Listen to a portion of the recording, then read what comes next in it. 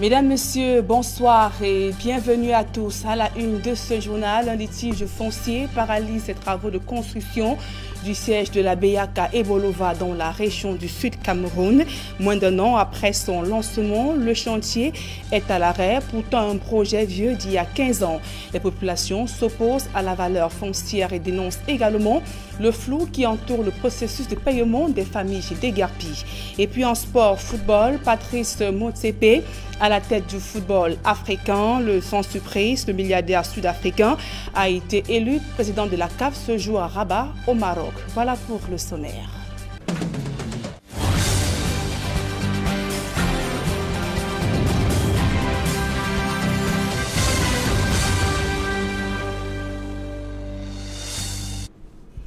Mesdames, Messieurs, une fois encore, bonsoir et merci d'honorer ce rendez-vous de l'information sur Equinox Télévision. D'abord, ce nouveau rapport de Human Rights Watch qui incrimine les groupes armés dans le chaudron de la crise anglophone.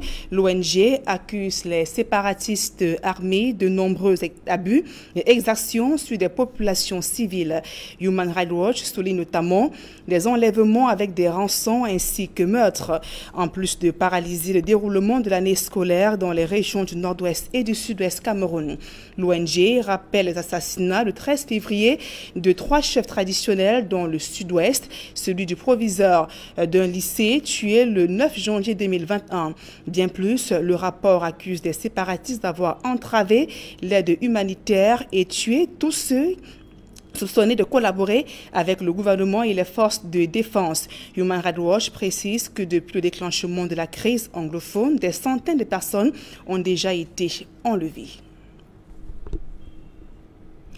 À Ebolova, dans la région du Sud, je vous le disais en titre, les travaux de construction de l'agence de la BEAC sont aux arrêts depuis plusieurs mois déjà. Au cœur d'un litige, la question du paiement des familles déguerpies. Elle dénonce notamment le flou qui entoure la répartition des fonds. Ces populations expriment le mécontentement dans ce reportage de Roger Takala et d'Isabelle Carole Zopet. Sur cette maquette, l'agence de la Banque économique de l'Afrique centrale d'Ebolova. Mais sur le site, pas le moindre parpaing. Un projet pourtant vieux, de 15 années déjà. Malgré le coup d'envoi des travaux de construction donnés par le Premier ministre le 29 septembre 2020, les travaux sont toujours à l'arrêt. Sur le chantier, les camions sont immobiles, les herbes envahissent le site et les tas de gravier formés depuis plusieurs mois n'ont point été utilisés. Et pour cause, une controverse autour de l'évaluation de la valeur foncière des espaces expropriés du site pour la construction de cette agence BEAC d'Ebolova pose problème. Nous avons été obligés, lorsque nous avons appris que l'État du Cameroun prend le terrain de notre père au franc symbolique de 200 francs le mètre carré. Nous avons été obligés de saisir la justice qui a fait appel à un expert foncier indépendant. Nous l'avons ajouté plus de 1000 mètres carrés derrière. Comparer 200 mètres carrés à 9800 mètres carrés qui vont valoir 62 millions et que 200 mètres carrés coûtent 25 millions. Faisons seulement la règle de 3. Vous comprenez un peu là où il faut pas. Si 200 mètres carrés coûtent 25 millions, combien peuvent coûter 9800 mètres carrés sur le même site? Vous voyez jusqu'où le fond peut être décelé. C'est tellement faux. C'est une histoire très fausse.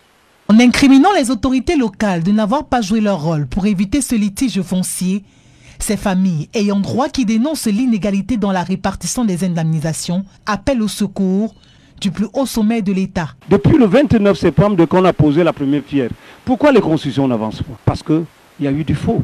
L'élite de l'Anvila veut imposer une loi qui ne peut être arrêtée que par ce chef d'État-là. Il n'y a personne d'autre. C'est M. Biya seul qui est prêt à défendre la famille essienne sur ce problème. Sur le banc des accusés, les élites soutiennent que le gouvernement et la BEAC ont joué leur partition. Il se trouve maintenant que l'un des ayants droit, l'une des familles ayant droit du site pose quelques préalables, notamment sur la valeur d'indemnisation qui a été proposée par le gouvernement.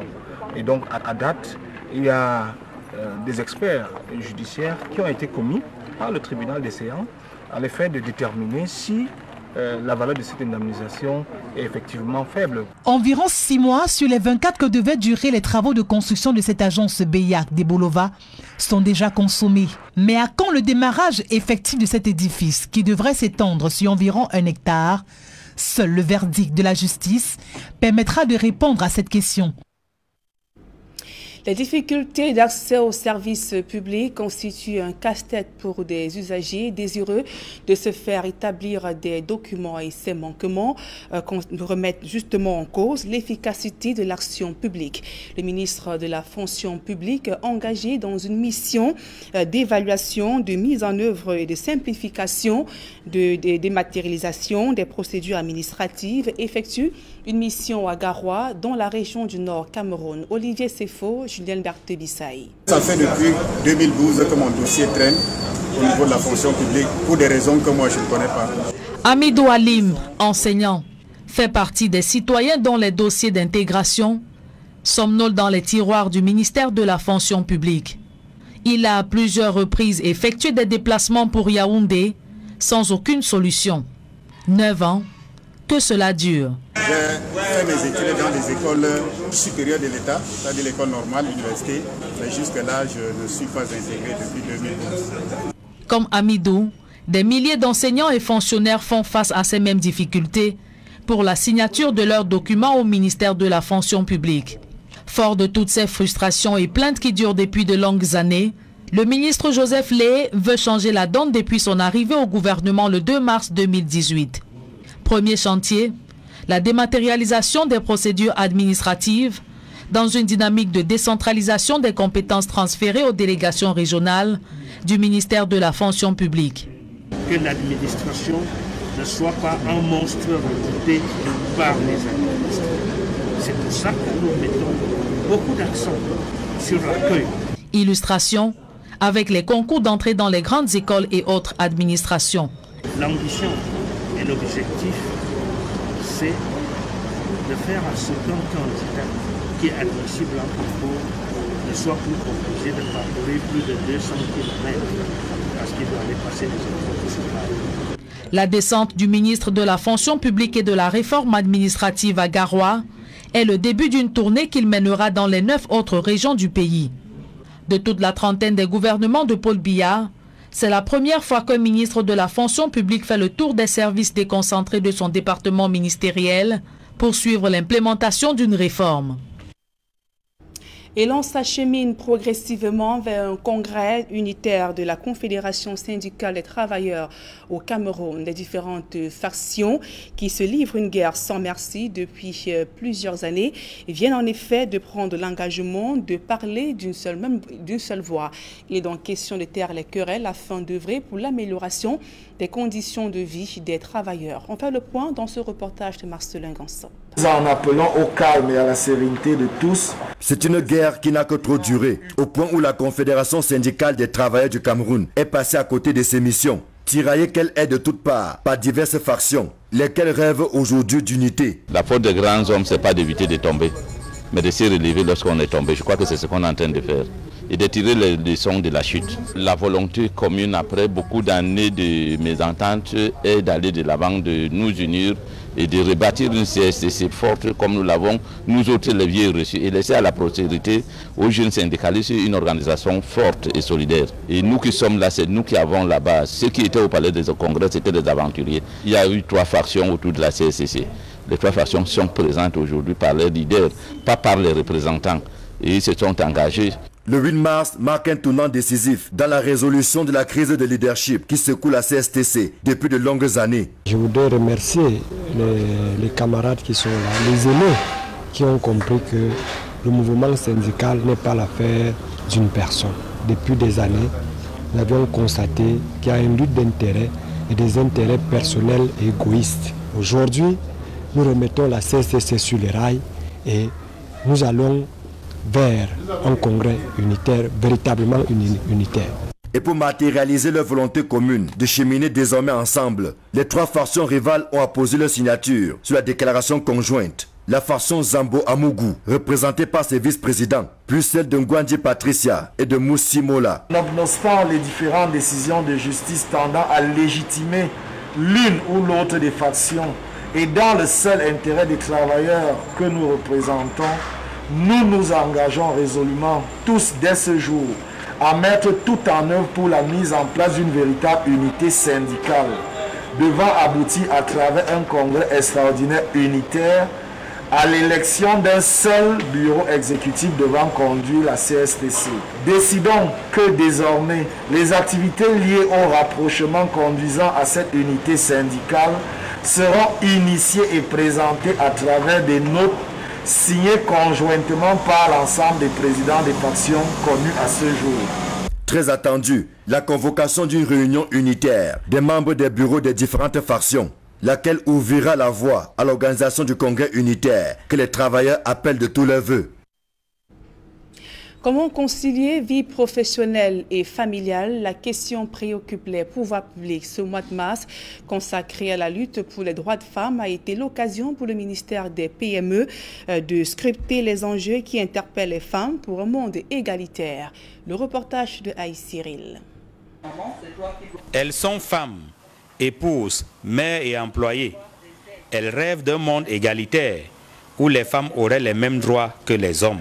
Si nous voulons obtenir ou bénéficier des mêmes faveurs ou des mêmes postes que nos hommes et frères, il faudrait que nous surpassions, que nous nous mettions à la hauteur, que nous transgressions toutes les barrières socio-culturelles et que nous travaillions. Il faut planifier son temps, il faut organiser son temps et être à la hauteur des attentes tout simplement. À la faveur de la célébration de ce 8 mars, les femmes prolongent le débat. Au ministère des petites et moyennes entreprises, de l'économie sociale et de l'artisanat notamment, elles s'interrogent sur les enjeux qui interpellent les femmes en milieu professionnel. Les expériences que nous avons toutes partagées ont permis aux unes et aux autres d'avoir une idée de ce qu'est la vie d'une femme au quotidien, de pouvoir être performante sur son lieu de travail, de pouvoir être ambitieuse.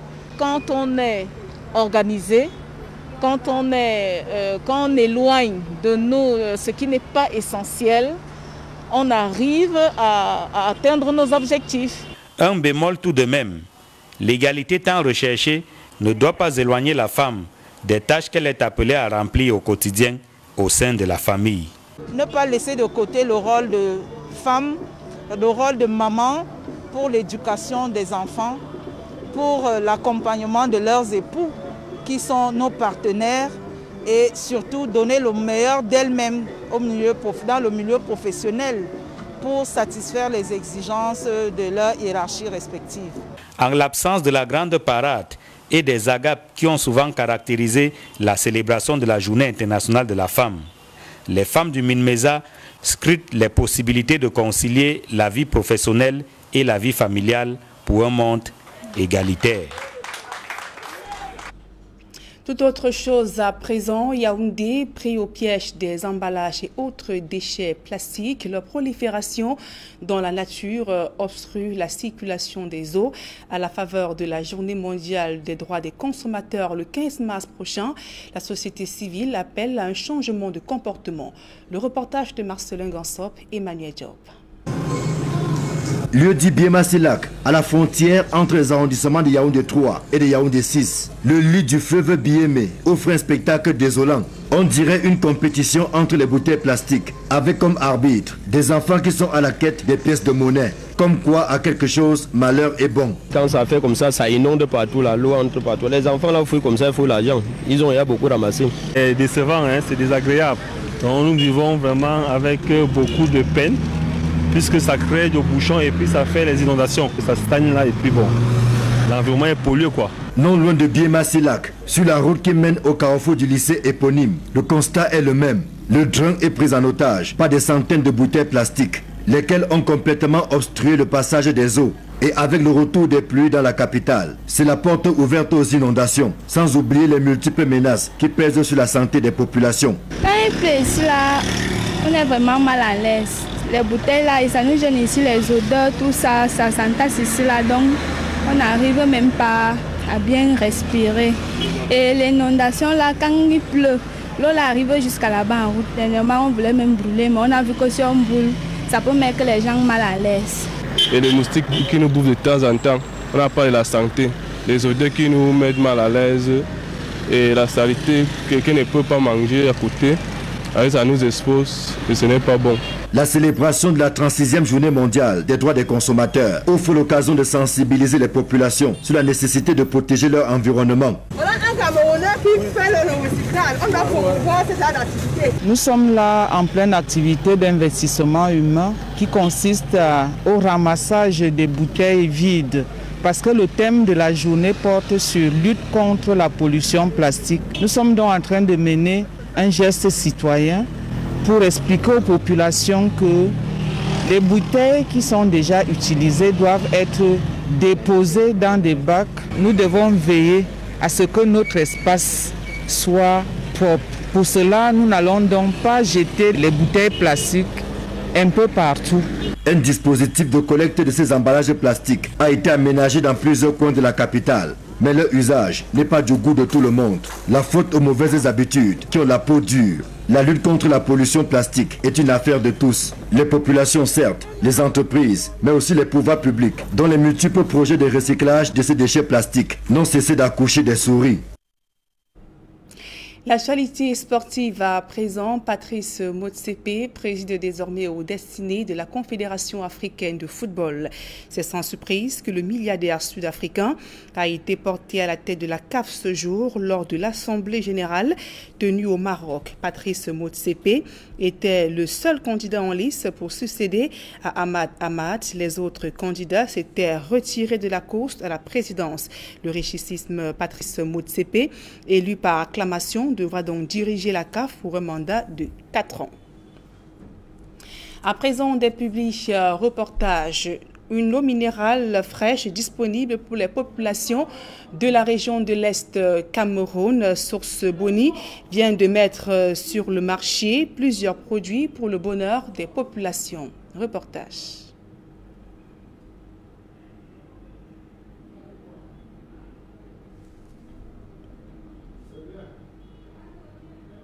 Suivant donc ce public reportage, je vous le disais, une eau minérale fraîche désormais disponible pour les populations de la région de l'Est Cameroun, Source Boni, vient de mettre sur le marché plusieurs produits pour le bonheur de ces populations. Le préfet du Lomé Dierem est allé donc visiter les équipements et installations de cette société. Reportage. Une source d'eau minérale de qualité située dans la région de l'Est, localité de Bonis, à 5 km de Bertois. Ici sort de terre une eau fraîche pour la consommation du grand public. Nous avons voulu mettre sur place un produit dans la sous-région qui est de qualité purement exceptionnelle, car la région de l'Est au Cameroun est la région que tout le monde connaît, est une région purement naturelle. Lorsque nous avions détecté et trouvé qu'il y avait une source d'eau qui se trouvait dans un rocher, l'Ognès, nous avons trouvé opportun de ramener cette eau au niveau de la population. L'entreprise brassicole Stricam, société de transformation industrielle d'une capacité de production journalière de 6 000 packs, ne s'est pas trompée de cible. Grâce à tout ce que nous effectuons ici au laboratoire, toutes les tranches d'âge, que ce soit les femmes enceintes, les enfants, les nouveau-nés, les parents, les adultes, les malades, hypertendus, diabétiques, tout le monde peut consommer notre eau parce que c'est une eau pure, 100% naturelle. Elle ne contient aucun élément additif. Cette eau n'a pas été déminéralisée avant d'être reminéralisée, comme tout autre. Je pense, à mon avis, qu'au Cameroun, c'est l'unique. Des produits de différents formats sortent de cette chaîne de transformation pour le plaisir des populations. Nous avons mis sur le marché plusieurs types, n'est-ce pas, de formats. Nous produisons, n'est-ce pas, les housses, c'est-à-dire que les eaux minérales, n'est-ce pas, en sachet, les formats de 0,5, les petites bouteilles que vous avez vu derrière moi là, et les formats de 1,5 litres. Et nous produisons également, n'est-ce pas, les bonbonnes. c'est-à-dire les contenances de 18,9 litres. Source Bonis, appréciée par les consommateurs à travers son laboratoire agréé par le ministère de l'Eau et de l'Énergie, les analyses physico-chimiques et microbiologiques sont faites sur des produits Stricam. En analyse physico-chimique, nous recherchons tout ce qu'il y a comme minéraux dans l'eau, à savoir le calcium, le magnésium, le chlore, le fer, etc. En microbiologique, nous recherchons tout germe, tout microbe susceptible de causer des troubles à l'organisme du consommateur. Donc nous nous assurons, avant de commercialiser notre produit, que nous avons une eau pure, saine. Il s'agit ici de mettre en place un système de sécurité qui permettra, n'est-ce pas, de garantir pendant le circuit de production de l'eau son aspect naturel, hors exemple de toute contamination. Toute cette expertise n'a pas laissé indifférent le préfet du département du Lomé-Direm, descendu sur les installations de Source Bonis pour apprécier la qualité du travail. C'est avec beaucoup d'intérêt que nous avons visité ces unités de transformation. Et c'est parce qu'il y a transformation qui a valeur ajoutée, c'est la valeur ajoutée qui apporte la croissance puis le développement d'un pays. Selon le ministère de la Santé publique, le Centre Pasteur et la Nord, Source Bonis occupe la première position en termes de qualité. This is your own water from your own land. So I would like you to taste your own water from your own land and have it as a naturally. And it's natural Bonis, so you can say it's naturally bought from your own land. So I want you to taste your own land water and see how is it. Le top management de l'entreprise ne lésine pas sur les moyens pour l'emploi des jeunes. De nouveaux produits sont annoncés dans les prochains mois pour le plaisir des consommateurs. Et la Société anonyme des brasseries du Cameroun, grâce à sa marque Sprite, a rehaussé un tournoi de basket jeune dans la capitale économique Douala. La SABC a offert des moments inoubliables à ses nombreux participants. Reportage. La marque Sprite a fait rebondir la balle orange ce samedi 6 mars 2021 à l'occasion du Sprite 237 Playground. Les amoureux du basket et consommateurs de Sprite se sont donné rendez-vous pour une compétition 3x3, un show musical et un challenge de jeux vidéo. Les meilleurs moments de détente et de lifestyle, Sprite nous les a garantis ce week-end. Le Sprite 237 Playground est un tournoi de basketball 3x3 qui est la partie festive, la partie événementielle du basket. La première fois que j'ai entendu parler du 3x3, j'avais 13 ans et merci déjà à Sprite de nous permettre de jouer aujourd'hui malgré la crise sanitaire et je suis vraiment très contente. L'événement de 237 Playground, c'est un bon événement. Je remercie aussi le partenaire SABC à travers leur marque Sprite qui a bien voulu que les jeunes soient réunis ce samedi afin de s'amuser et partager le bonheur qu'est le basketball.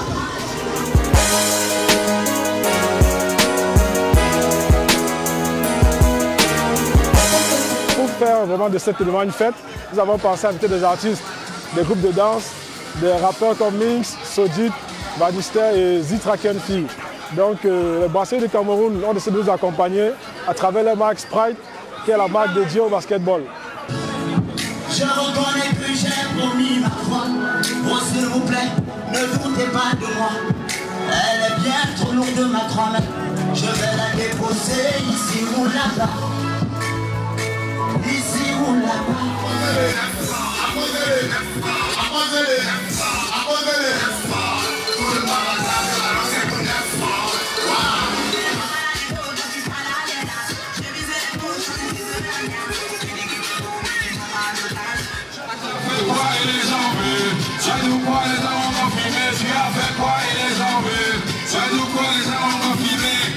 Partie historiquement de cette célèbre compétition qui se passe aujourd'hui du côté des États-Unis où un compatriote est à l'honneur, comme l'année passée, 2 étaient à l'honneur.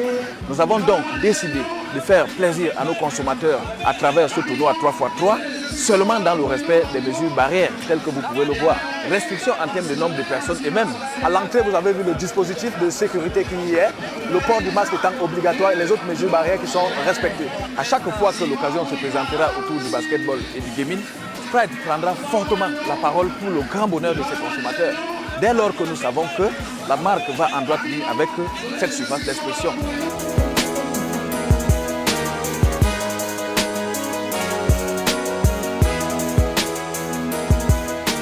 Tombée de rideau pour cette édition 2021. Continuez de dunker avec la marque Sprite dans vos smartphones, dans les playgrounds, dans les points de vente et gagnez de super lots.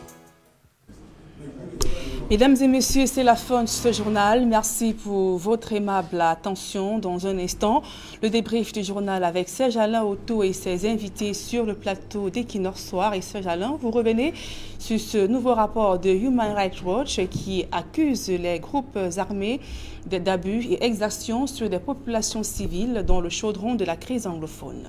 Voilà, justement, dans ce rapport de Human Rights Watch, ils ajoutent également que ces groupes séparatistes paralysent fortement l'année scolaire dans ces deux régions, le nord-ouest et le sud-ouest. Je crois que beaucoup qui ont souvent accusé Human Rights Watch de penser seulement à accuser les forces de défense et de sécurité camerounaises sont servis cette fois-ci.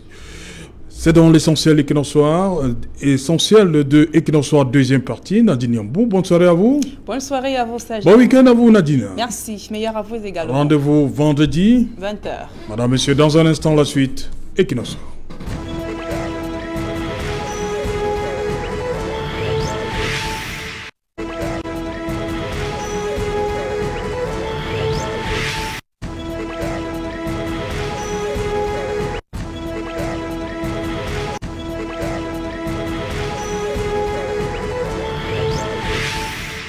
Retour sur le plateau Equinox Soir, deuxième partie, c'est le temps du débrief, toujours en compagnie de Vincent de Paul Yédé du PCRN. À côté de lui, Ambé Valentin, membre de la société civile, Xavier Bellemé, Social Democratic Front, Emmanuel Kounié du MRC.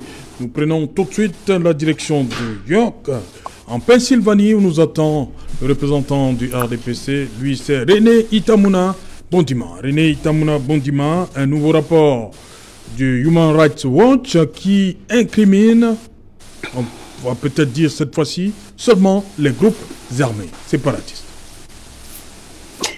Oui, bonsoir Serge Alain. C'est toujours difficile d'entendre de tels rapports parce qu'en finalité, c'est des femmes, c'est des enfants, c'est des adultes camerounais qui auraient souffert. Donc voilà, c'est bien d'avoir ces rapports, mais ce serait meilleur que chacun de nous ici modère son propos et essaye de voir comment on contribue à ramener la paix dans le Cameroun et ramener la paix dans les zones qui sont en difficulté. Il y a vraiment, ça fait mal à lire le rapport, c'est bien, mais savoir que des gens quand même quelque part dans des zones du Cameroun souffrent encore, c'est le plus dur, c'est le plus dur. Et si vous me permettez, j'aimerais rebondir et répondre à deux propos qui ont été tenus tout à l'heure, qui étaient assez gentils à mon endroit. Numéro 1, je voudrais juste... René, permettez qu'on fasse d'abord le tour sur le rapport de Human Rights Watch, et je reviens à vous, c'est promis. Hein, je sais que vous brûlez d'envie de répondre à Xavier Bellemé et Emmanuel Kounié, c'est promis. Je reviens à vous dans un instant. Bon, voilà, Human Rights Watch... Je vous en prie. Voilà, qui incrimine les groupes séparatistes. Ouais, accuse d'exaction et aussi empêche, trouble fortement l'année scolaire. Oui, effectivement, c'est une situation où l'OSIA Ouattara, le chairman, a entrepris à l'époque, au début, en profitant d'une opportunité, s'était présenté quand le chef d'État recevait l'équipe nationale qui était sacrée championne d'Afrique au Gabon, oui, pour lui dire qu'il était temps qu'il descende lui-même parce que le chef d'État détient, d'après le chairman, la solution à cette crise et d'aller régler ça immédiatement parce que pour éviter qu'on en arrive à de telles situations catastrophiques humanitaires, malheureusement, ça n'a jamais été fait. C'est pour ça que l'OSIA a toujours demandé qu'il y ait un dialogue inclusif, qu'il fallait qu'on laisse l'élite anglophone s'asseoir, trouver des solutions endogènes et puis revenir au niveau de la communauté nationale pour pouvoir proposer et prendre des décisions politiques importantes. Donc malheureusement, l'OSIA n'a pas été écouté, comme aussi d'autres acteurs politiques de l'opposition et de la société civile qui ont fait plusieurs propositions, notamment je pense à une personnalité comme le cardinal Christian Toumi et autres. Ils ont fait plusieurs propositions, malheureusement, Le pouvoir n'a pas écouté. Effectivement, parce que la guerre, on sait quand elle commence, comment elle se termine, on ne connaît pas. S'il y a moyen de l'éviter, il faut l'éviter parce que la suite et les conséquences peuvent être dramatiques, comme c'est le cas. Nous sommes aujourd'hui à plusieurs centaines de milliers de Camerounais qui sont des déplacés internes, plusieurs autres dizaines de milliers qui sont des déplacés, des réfugiés au Nigeria et autres ailleurs. Et c'est avec des villages entiers qui sont rasés, des morts partout, des soldats comme des civils. C'est une économie qui est à terre, qui est complètement détruite. Le tissu social n'est pratiquement plus existant. Et c'est une situation humanitaire catastrophique. Et que franchement, il est toujours temps pour arriver là. Et c'est des groupes extrémistes dont l'OSIA va toujours condamner. Mon parti n'est pas sécessionniste, il est fédéraliste. Il faut le rappeler. Et nous sommes contre la sécession. Malheureusement, l'extrémisme politique a permis à ce que cette situation connaît une résurgence aujourd'hui, malheureusement, avec un bilan terrible. Ok. Emmanuel Kounié, est-ce que le fait de dire comme ça, là, tout de go, que ce sont les extrémistes qui sont à l'origine des exactions aujourd'hui peut amener la situation, les lignes à bouger de ce côté-là? Non, je crois pas. Accuser frontalement les accusés. Je crois que ça peut, ce message peut porter, peut amener à ce que ces exactions puissent disparaître. On va le dire comme ça. Bon, je crois que nous ne devons pas déformer le rapport de Human Rights Watch. Ils ont dit que les séparatistes ont fait des exactions. Oui. Ils ont tué des chefs. Et nous avons dit, tout le monde le sait. Maintenant, ils n'ont pas dit qu'il n'y a que ça. Puisqu'en d'autres temps, ils ont dit également, quand il y a eu l'affaire de Garbou, que l'armée a posé des actes. Donc, ils estiment, quand on regarde ce rapport, on ne doit pas lire rien que ça, on doit lire tous les rapports. Et se rendre compte que le peuple... Nous sommes sur le nouveau rapport. Oui, on veut donc dire que les populations sont prises dans les taux de deux extrémismes. Ceux qui sont au pouvoir, qui ne veulent pas causer avec les autres, et ceux qui ne veulent pas se calmer et qui ont pris les armes pour pouvoir revendiquer quelque chose qui, semble-t-il, ils ne pourront même pas avoir. Ce qui fait que la population est prise dans les taux. Bon, ce qui est vrai, c'est que dans une guerre comme celle-ci, ce qu'on dit ne compte pas. Ce qui compte, c'est comment allons-nous sortir de cette situation. Il a parlé du cardinal Toumi. Oui, il y a beaucoup de gens qui pensent qu'ils ont des arguments à donner. Mais quand vous êtes le cardinal Christian Toumi, vous parlez aux anglophones. La question que les anglophones vous posent, c'est qui vous a envoyé? Si vous causez avec nous, vous allez rendre compte à qui? Est-ce que vous-même, vous pouvez aller rencontrer M. Biya? Est-ce qu'il vous reçoit? C'est la question qu'on pose. Donc nous sommes dans une situation, dans un cul-de-sac. Il faudrait que ceux qui gouvernent nous montrent un peu la voie par laquelle on va pouvoir arriver à la solution à ce problème. Et ça rejoint rapidement ce qu'on a parlé tout à l'heure avec les députés. Les députés du SDF avaient un groupe parlementaire, ils ont dansé, ils ont chanté, ils ont sifflé vous et là. Ça n'a rien dit à personne. Donc, la minorité là qui est à l'Assemblée ne peut rien faire. Elle ne peut rien faire. Et puis, pour nous, au MRC, nous pensons que tant que les conditions ne sont pas réunies pour que les gens puissent aller aux élections en étant sûrs d'avoir la majorité, puisque la majorité réelle est du côté de l'opposition, mais les autres arrachent cette majorité par la force.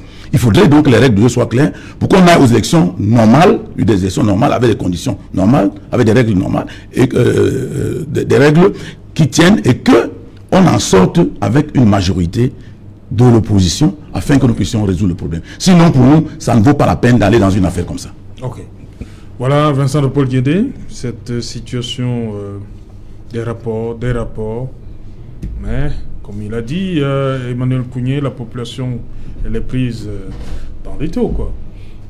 Non, si nous restons dans le rapport qui a été fait, il s'agit d'une dénonciation des exactions qui ont été commises par les groupes séparatistes. Mais on peut observer très clairement que cette organisation n'est pas allée jusqu'au bout de la démarche.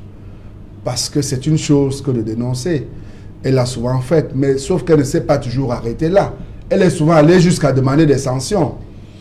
Il aurait été de bon ton que ici également on requiert des sanctions pour les donneurs d'ordre qui sont connus, qui sont notoirement connus. Et ce qui rejoindra d'ailleurs l'appel des députés qui a fait l'objet d'une polémique qui disait « Ok, vous avez mieux à faire dans votre pays, c'est de nous renvoyer ici ceux qui sont des instigateurs, des donneurs d'ordre, qui créent la crise dans notre pays. » C'était l'occasion justement là pour Human Rights Watch de démontrer que pour une fois, il peut faire un travail. Est-ce que les députés PCR1 ont signé cette pétition? Nous n'avons pas été approchés, vous savez, dans ce genre de choses, il s'agit de... C'était une histoire de... C'est un lobbying, c'est un lobby. Et... on n'a pas approché le PCR1. Non, c'est à l'initiative des députés anglophones. Ça, il faut le dire. Oui. C'est à l'initiative des députés anglophones. Et c'est une initiative louable que nous... Mais ce n'est pas seulement les anglophones qui ont signé, députés anglophones. Oui, mais nous disons que c'est eux qui ont été à l'initiative, parce qu'il faut bien dire qu'il s'agit bien de leur région d'origine, pour la plupart. Non, non, monsieur Yete. C'est ce que je dis. Non, ça c'est très grave ce que vous dites. Qu'est-ce que je dis? Mais vous faites d'un pays, le Parlement, la République du Cameroun. non, nous parlons... Le député de la nation. Vous créez déjà un député particulier dans le... Exactement dans le piège de tout à l'heure. En laissant croire que le PCN est en train de combattre le SIF. Non, je ne peux pas parler du PCN. Vous voulez exactement faire la même chose là maintenant. Ce que j'explique, c'est que cette pétition a été... Ceux qui ont été à l'initiative de cette pétition, c'est des députés d'origine qui viennent du nord-ouest et du sud-ouest. C'est de là que c'est parti. Et ça a été un lobby qui a été formé. Donc, nous n'avons pas été approchés. Mais nous disons que ce rapport qui est sorti là, en réalité, il n'est pas complet.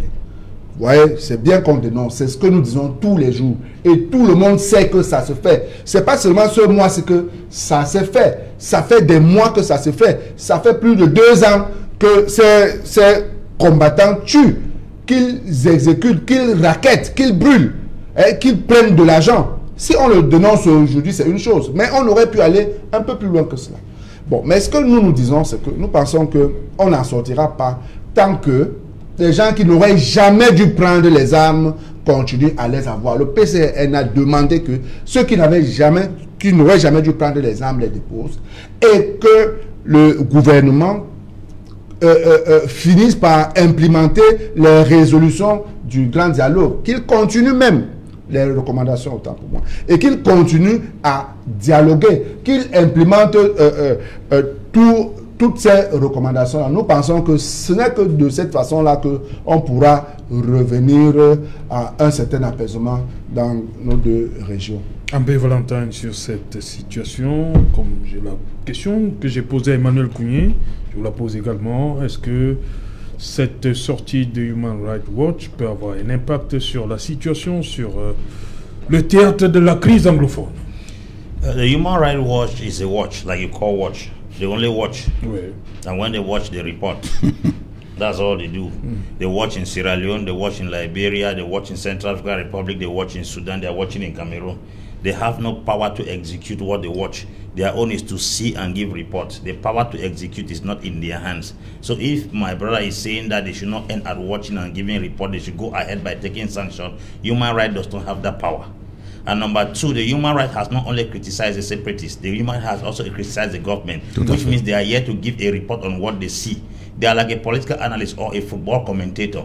A commentator may be a journalist of a country, but you comment based on what is going on in the field. You don't comment based on your feeling. If they score Cameroon, Jean Labenang will still say, on a gagné le Cameroon.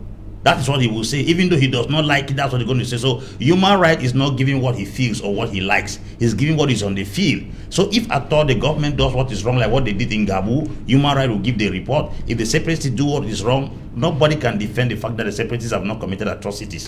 They have done their part. The government has also committed atrocities.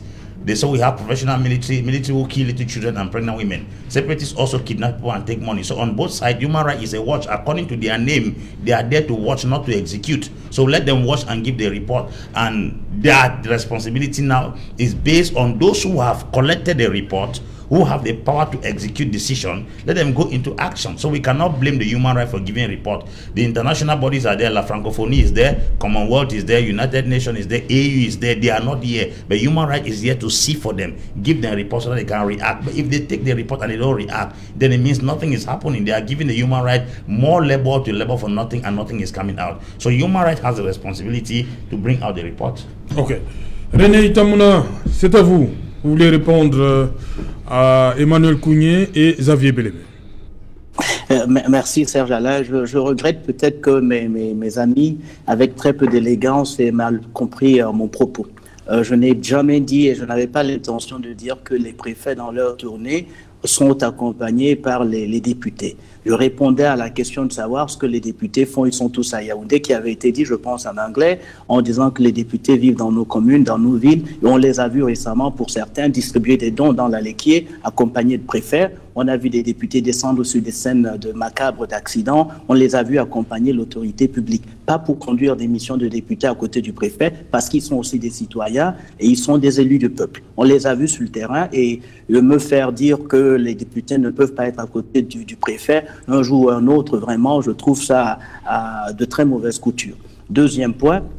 Le deuxième point, c'est que, voilà, j'ai entendu dire que 2 députés du RDPC, un qui est aujourd'hui secrétaire général de l'Assemblée, un autre qui n'est plus, l'ancien député Oyono de l'Océan, étaient de bons exemples. Et on a dit aussi, oh ben on les a sanctionnés, on les a foutus à la porte. Non, il y a des règles du parti qui ont poussé un député à ne plus être candidat, à M. Yono, en le cas d'espèce, ce qui a permis au député Serge Benaye d'être réélu et de revenir à l'Assemblée nationale. Dans l'autre cas, vous avez le même député qui est à l'Assemblée nationale comme secrétaire général, donc il n'est pas puni. Alors, il ne faut pas faire croire que parce qu'un député veut travailler, le RDPC va le mettre en difficulté. Le RDPC a certes ses limites ou ses problèmes qui sont peut-être les mêmes que partagent les autres partis politiques, mais nous ne sommes pas des personnes sans cœur. Les députés du RDPC, comme les députés du PCRN, comme les députés de l'UDC, comme les députés des autres formations politiques, sont d'abord des enfants du Cameroun, sont d'abord des personnes qui ont pour souci la réussite de leur pays, la réussite de leurs voisins, la réussite des enfants du Cameroun et la bonne santé du Cameroun. Et je vais juste rappeler un point que j'ai cité tantôt, qui a été peut-être mal perçu. Maintenant, en France, il est demandé aux députés de faire exactement le contrôle et l'évaluation des politiques publiques. Cela n'est pas le cas au Cameroun. On peut étendre la définition de ce que notre Constitution apporte quand elle demande le contrôle de l'action gouvernementale par des questions orales et écrites. Et n'oubliez pas, dans le cas d'espèce de la situation que nous vivons dans le Nozo, le gouvernement, sous réserve des impératifs de la défense nationale, de la sécurité de l'État ou du secret de l'information judiciaire fournie, des renseignements au Parlement. Donc, il peut y avoir des cas où le gouvernement travaille même avec des sécessionnistes camerounais, mais n'a pas besoin de le communiquer ni aux députés ni aux tierces.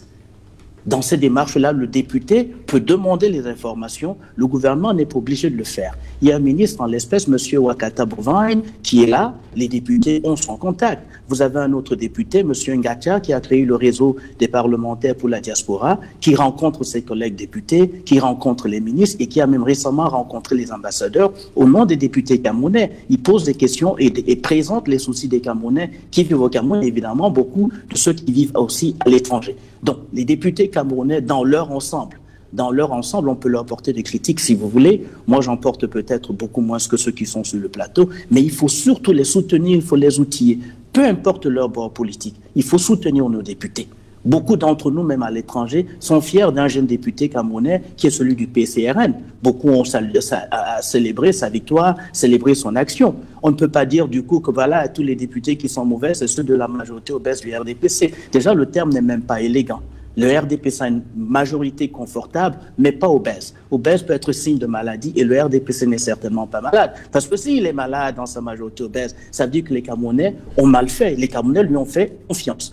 Mais enfin, il faut dire une chose qui nous touche à cœur ici aux États-Unis comme ailleurs. Nous allons bientôt lancer dans les évaluations de sommiers politiques du RDPC et le RDPC va réévaluer ses membres, ceux qui sont officiers, ceux qui sont en cellule de base, ceux qui sont dans les sous-sections pour remettre à jour donc son calendrier, son recensement et éventuellement conduire des élections. Vous voyez que le RDPC demeure démocratique. Nous sommes prêts à répondre à nos actions. Nous voulons évidemment que le gouvernement réponde également de ses actions. Mais au lieu de lui jeter les pierres, soit aux députés, jeter des pierres, soit aux députés, soit à notre gouvernement, continuons de travailler avec ceux-ci.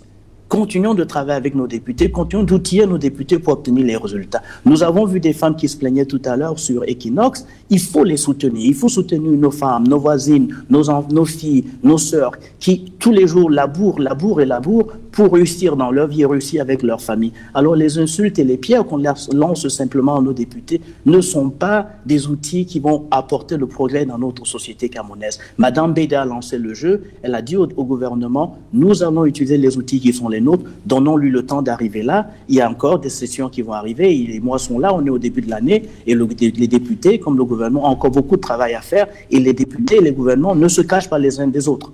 Monsieur Wakata Bovin est là, il est connu, il frappe à toutes les portes, et les députés frappent aussi à toutes les portes. Nous aussi, même les élus, nous qui vivons à l'étranger, élus du RDPC, nous appelons nos députés, nous appelons nos ministres. Ces gens-là ne sont pas à des murs. Nous travaillons en collaboration. Tout le monde doit travailler en collaboration, peu importe votre bord politique. Voilà, merci René. Vincent de Paul-Guédé, Madame Laurentine Kouamengue, il s'agit d'elle, doyen d'âge, dit que bon, maintenant, si ça continue, nous allons utiliser les moyens qui sont les nôtres. On serait tenté de demander à quelle heure. Voilà. Et je vous le disais avant le journal que les discours des cérémonies solennelles en réalité sont souvent très beaux et très poignants. Nous l'avons souvent vu, même lors de la rentrée de la Cour suprême l'autre jour. Il y a des choses que nous avons entendues, mais qui après ne changent rien au fonctionnement de la justice. Nous ne sommes pas là pour faire le projet, le procès de la justice, mais nous disons que pour ce qui est de notre Parlement, ce discours ne reste qu'un discours. Et quand M. Etta, là, tout à l'heure, a évoqué la discipline du parti, en réalité, c'est quand même un peu embêtant de constater que le RDPC, qui a la majorité qu'il veut confortable jusqu'à ce jour, n'est jamais pu... Non, il dit que ce n'est pas élégant hein, quand vous dites majorité. Justement, donc majorité confortable. Je préfère emprunter ces termes pour dire que le RDPC, donc, qui a cette majorité confortable jusqu'à ce jour, on ne comprend pas que 5 ans après, n'ait pas pu mettre à l'ordre du jour un débat sur la crise anglophone. Nous comprenons très clairement que ces députés sont aux ordres. Ils sont aux ordres. S'ils en avaient la possibilité, nous en sommes sûrs, ils mettraient certainement cette question à l'ordre du jour, ce qui n'est pas le cas. Et on en vient donc à se poser la question, à quoi est-ce qu'ils servent? Ce qu'on a fait une démonstration là tout à l'heure de ce que peuvent faire des députés. Et je voulais un peu le taquiner pour dire, mais écoutez, lui qui a toute cette expertise-là, qui sait très bien ce que les députés doivent jouer comme rôle, on ne comprend pas que lui étant du MSC, que le MSC n'ait pas accepté de prendre part aux élections. Parce qu'on aurait eu besoin de cette expertise, on aurait eu besoin d'être un peu plus nombreux pour pouvoir bousculer le RDPC qui est confortablement installé. Bon, nous déplorons... Dans son obésité. Je ne voudrais pas être... inélégant. Inélégant, justement. Donc, voilà, donc, nous sommes quand même embêtés de constater que malgré tout cela, les députés de l'opposition continuent à faire bouger les lignes. Ce n'est pas évident. Nous, au PCN, on le fait à chaque fois qu'on en a l'opportunité. Mais il n'y a pas que nous. Il y a un honorable qui, très souvent, interpelle les membres du gouvernement et on finit par voir les ministres s'expliquer. Bon, on déplore le fait que l'un des ministres du RDPC ait refusé de entrer en rébellion contre la Constitution.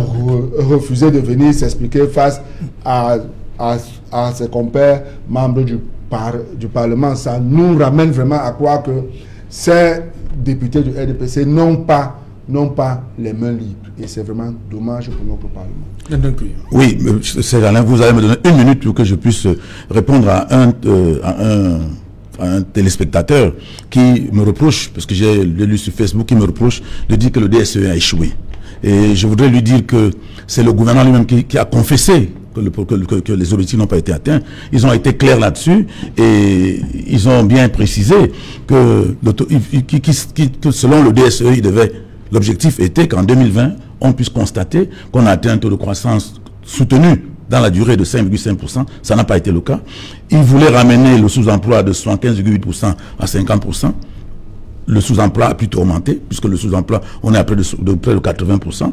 Et ils voulaient ramener le taux de pauvreté de 39,9% à 28,7%. Eux-mêmes disent que ça fait 10 points, mais ils ont réussi à faire 2 points. C'est à vérifier, parce que personne ne peut croire à ce qu'ils ont dit, mais eux-mêmes reconnaissent qu'ils n'ont fait que 2 points sur 10. Ils ont également dit qu'il fallait que l'investissement public dans le budget puisse partir de 20% à 30%, ce n'est pas le cas. Et ils ont confessé qu'ils ont échoué. Bon, maintenant, pour revenir on revient dans le sujet. Là. Ouais, pour revenir dans le sujet. Moi, je crois que les députés, je crois qu'on n'a même pas grand-chose à leur reprocher. Parce qu'ils sont entrés dans une affaire où ils ne peuvent vraiment rien faire. Ce que je me serais attendu est que les députés qui sont à l'Assemblée nationale, qui ne peuvent pas faire passer leurs idées, c'est-à-dire que quand ils veulent revendiquer quelque chose, ils ne peuvent pas. Qu'au sortir de l'Assemblée nationale, qu'ils fassent des conférences de presse, qu'ils fassent des tournées, qu'ils informent le peuple sur leur position et qu'ils sensibilisent le peuple sur ce qui devait être fait et qui n'a pas été fait. Et là, on pourra peut-être, à travers le travail qu'ils vont faire ainsi, trouver des thèmes, des sujets transversaux, comme ce que je viens d'évoquer tout à l'heure, où il y a des postes budgétaires qui sont consommés gratuitement. Le peuple peut se lever pour dire non à cela. Et ça peut être, n'est-ce pas, un sujet pour lequel tout le monde est d'accord. Et moi, je crois que c'est le rôle des députés. S'ils ne sont pas capables de faire, même s'il y a 2 députés là-bas, et qu'ils ont des idées qui ne passent pas, quand ils sortent de là, ils doivent faire en sorte que le peuple sache que voilà ce qui a été fait. Nous avons voulu que ça se fasse ainsi, mais nous n'avons pas pu. Et ils doivent sensibiliser les gens afin que le peuple lui-même prenne ses responsabilités. Parce qu'ils représentent le peuple. Ceux qui sont là et qui sont du RDPC sont à la traîne, ils sont les mains liées. D'ailleurs, certains députés nous disent qu'à l'Assemblée nationale, quand eux veulent faire des revendications, ils disent aux députés des autres partis d'opposition, s'il te plaît, il faut poser telle question. Parce qu'eux-mêmes, ils n'ont pas la possibilité, la discipline de parti les empêche, n'est-ce pas, de dire ce qu'ils pensent. Donc, c'est pratiquement des, comment je peux les appeler, des gens qui sont coincés dans une affaire où ils n'ont pas un mot à dire. Parce que dans ce parti-là, on investit les candidats. Et si vous démontrez que vous ne respectez pas, n'est-ce pas, la hiérarchie, ou bien vous ne respectez pas les règles du parti, alors vous ne serez pas investi prochainement. Donc, ils ne peuvent écouter que ce que leur parti dit. Ça veut dire que le RDPC a pris le Cameroun en otage. Ok. Amba Valentin, comment imaginer un parlement où les députés jouent véritablement leur rôle dans ce pays-ci? Qu'est-ce qu'il faut concrètement? The truth is, when we will start... Parce qu'il vous a dit là qu'il y a des députés RDPC qui ont des idées, mais comme ils ne peuvent pas les exposer, ils sont obligés de passer par ceux de l'opposition, leur dire, bon voilà, poser telle préoccupation. We're going to have good parliamentarians, and we'll have independent parliamentarians, not parliamentarians who are being remote controlled. The first thing is that we have to go to the electoral code. We have to adjust the electoral code. On parle du système électoral de manière globale. Tout part de là. Yes. We have to make the people who are being voted to have right. A mayor is supposed to have right. A senator is supposed to have right. But the system we are into, it looks like the offices that they are supposed to be voted to have their legal right, they are being appointed into those offices. And if a parliamentarian goes to the parliament that they have to manipulate his way into the parliament, he will be submissive to the man that put breath in his mouth, because the man that feed you control you. The man that feeds you control you. That if somebody is the one that decides where you are sitting today, he is your God. If you play, he will remove you tomorrow. But in a genuine parliament, people are going there based on legal vote. Something happened in Malawi recently. They were voting in a community. People came and stood on a line. You stand on my back. There were no votes that were casted. It was direct. That kind of person that goes into a parliament, that it was a group that stand on their back, you cannot fight him. Yes. But this one that somebody is sitting somewhere, can even speak good English, but because he's connected to an authority, they just take your name and fit, and then you are a parliamentarian. I begin to wonder, when you go to the parliament there, you are going to be listening or you are going to be talking. A parliamentarian is sent to talk to the people, but we have parliamentarians who are listening. that is not that. Yeah, they just clap. They just listen and clap. After all, their grants are are giving to them. Then the issue is a parliamentarian is the one that they defend a budget in front of the parliamentarian. They give parliamentarians 8,500,000 every year for parliamentary grants. Who goes to control them? Whether they tar the road, they build the bridge, they give the water, or they build the classroom. Nobody goes to check that one. People are taking parliamentary grants to go and put zinc in their houses. They tar their floor and put tiles in their house. Then the people who voted them, they begin to buy bread and give to them. Is that a parliamentary responsibility? So the ELA will redefine the electoral code and give the parliament or the voted members of the country their unique rights. So when you enter into the parliament, you can stand like in other countries and you hit the table knowing. I see parliament where they fight. They have never fought in Cameroon parliament. They have fought in Zambia, fought in Uganda, because there you see people have a level. Vous voulez qu'on en arrive à ce stade-là? That is a parliament. What we are about to go, you know what that does not go with box, so that we come to a conclusion. That's parliament. No, don't tell me no. That's the real parliament. But when you just go there and you sit there, instead of you talking, they are talking to you. They are talking to you. You just say, we, chef, we, patron, we, secretary Adi. Who are you talking to? The people you are supposed to represent, you are not defending. So we have to go back to the electoral code. We have to look for real parliamentarians and not share the television qui ont charge avec le télécommande. Ok. Xavier Bellemé, sur cette, pour vous, à quel moment les parlementaires camerounais pourront véritablement remplir cette mission? Première chose, il faut que je dénonce là, qu'on enlève aux parlementaires l'histoire des micro-projets. Le parlementaire, un député n'est pas là pour des actes de gestion. C'est des actes qui reviennent à l'exécutif. Enfin, qu'on donne aux parlementaires des moyens de pouvoir recruter un personnel conséquent. Aujourd'hui au Cameroun, un député gagne difficilement 1 million de francs par mois. Avec 1 million, on ne peut pas recruter des hauts cadres. Voici un expert en économie. M. Kouye qui a fait ses preuves partout, il a été à la Banque africaine de développement comme consultant. Vous voyez, il y a de l'expertise comme ça, mais si M. Kouye vous présente sa facture pour une expertise comme pour prendre un député, parce que le député est un homme politique, il a besoin des hommes qui ont de l'expertise, la technostructure qui doit constituer tout autour de lui pour soutenir ses actions à l'Assemblée nationale. Il faut qu'il les paye. Une facture d'un expert comme ça, c'est moins 3 millions, 4 millions. Quand il fait une prestation, vous devez payer. Une prestation intellectuelle, vous devez payer ce moins 4 millions. Si on prend la Mercure à l'État, c'est combien une prestation pour un intellectuel? C'est extrêmement cher. Et aucun député au Cameroun n'a des moyens pour pouvoir payer. Donc l'exécutif a fait exprès, en appauvrissant le parlementaire, pour le paralyser déjà de ne pas travailler, de ne pas remplir convenablement son rôle. De deux, en allant, monsieur Diaz, vous êtes aux États-Unis, je suis désolé, monsieur, votre parti a une majorité obèse et très mal acquise, et que l'autre dit, je n'ai pas besoin de l'élégance, c'est une réalité, et c'est comme ça. Je dis donc, qu'est-ce qu'on fait? On les tient donc par la barbichette. Ils sont tenus. Ils ne peuvent pas faire. Et maintenant, ils sont obligés d'admirer leurs collègues de l'opposition qui, eux, avec très peu de moyens, essaient de poser des actes pour pouvoir apporter une contradiction réelle au niveau du Parlement. Et ce qu'on constate, notamment dans mon parti, notre groupe parlementaire s'est illustré, et ces derniers temps, l'honorable Nietzsche s'illustre parfaitement dans ce travail parlementaire. Le PCN certainement, et les autres partis politiques de l'opposition. Mais nous faisons, chaque parti fait ce qui est important pour malgré notre nombre très petit, mais on arrive à mettre du feu à l'Assemblée, et ça c'est très important. Donc, il faut revoir le processus, et j'interpelle ici les députés de la majorité mal acquise, obèse du RDPC, de sortir de cette situation. J'ose croire que Madame la doyenne qui est du RDPC, son discours va véritablement se matérialiser pour que je sorte du même passé et partage le pessimisme de M. Yedin, que ça c'est le discours, après il n'y aura rien. On nous a servi plusieurs discours comme ça, et au moment de l'implémenter, on ne voit plus rien, ils disparaissent parce qu'ils ont peur. Ils ont peur pourquoi? Parce que l'exécutif les tient. Et chaque fois, le préfet les demande que si tu es député, c'est grâce à moi. Tu mérites même ta place de député là. Voilà comment ils font. C'est pour ça que le SDF s'est toujours battu que l'histoire des NAM, les NAM est à la responsabilité du sous-développement au Cameroun et de la pauvreté. C'est une école qui appauvrit les Camerounais. La mission principale des NAM, c'est de tuer ce pays. Ils sont au cœur de tout.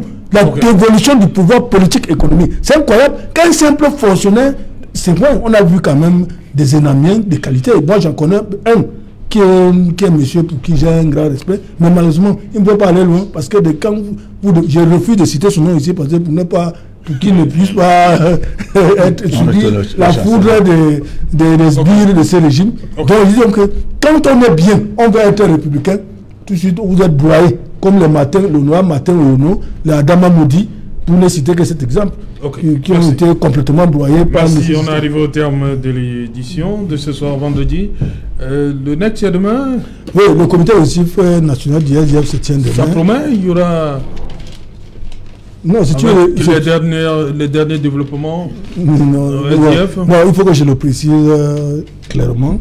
Demain, il y aura de la fumée demain? Le NEC va recevoir, je ne sais pas de quoi vous parlez. Ah, vous ne savez pas? Mais je sais que le NEC demain va recevoir les rapports des deux commissions qu'il avait. Oui, commission Nietzsche et commission de Noab Tchatchouan. Oui. Donc les deux commissions vont remettre les rapports et le NEC va entériner ce qu'elles auraient déjà fait comme travail. Merci. Et que le NEC va repréciser certainement la vision politique du SDF qui a tout été. Que ce soit... Et là, quand vous dites repréciser, vous faites allusion à quoi? Non, repréciser les positions du SDF, c'est le moment solennel pour le parti, pour la vie du parti. Pourquoi vous avez besoin de repréciser? Non, donc chaque fois, le NEC reprécise les positions. Il y a eu des dérapages. Non, on peut... Merci, vous comprenez maintenant de quoi je parle? Non, je ne sais pas de quoi vous parlez, mais je sais que c'est un moment important dans la vie du SDF, à chaque fois que le NEC se tient. Voilà, merci Xavier Bélim. Bon, les débats... Je vais d'abord dire une chose très importante rapidement. Dans le SDF, les commentaires sont libres. Oui. Il y a la liberté d'expression. Oui. Quand le comité exécutif national siège, prend une résolution, tout le monde se range. Ok, merci. Voilà. Merci. Mais avant ça, chacun peut dire ce qu'il peut. On n'est pas venu, c'est pour le NEC. Je ne suis pas venu pour le NEC. Mais je voudrais tout simplement dire que je suis... très heureux qu'on ait parlé de cette affaire des députés, mais qu'il faudrait que les députés du Nord-Ouest et du Sud-Ouest, ceux qui ont signé la fameuse pétition, comprennent que même si on rapatrie tous les gens qui sont ici, ça ne va pas résoudre le problème, parce que pour qu'on les rapatrie, il faudrait que le gouvernement dise rapatrier tous ces gens et qu'ils disent ce qu'il va faire après. Faut pas dire rapatrier les gens, rapatrier les gens. Vous faites quoi? Si on a rapatrié les gens, oui, les gens sont rapatriés, on continue comment? Donc il faudrait que le gouvernement également précise sa pensée, et puis ça pourra motiver les gens, n'est-ce pas, à poser les actes dont ils ont besoin. Et les deux régions, c'est 34 députés. Merci. Les deux régions, c'est 34 députés. C'est très important. Merci à vous, Ambé Valentin. Merci également à René Itamouna Bondima depuis York, aux États-Unis. Madame, Monsieur, nous sommes arrivés donc au terme de cette édition, la dernière de la semaine, et qui nous soir. On se retrouve lundi lorsqu'il sera 19h. Bonsoir, au Vangoul.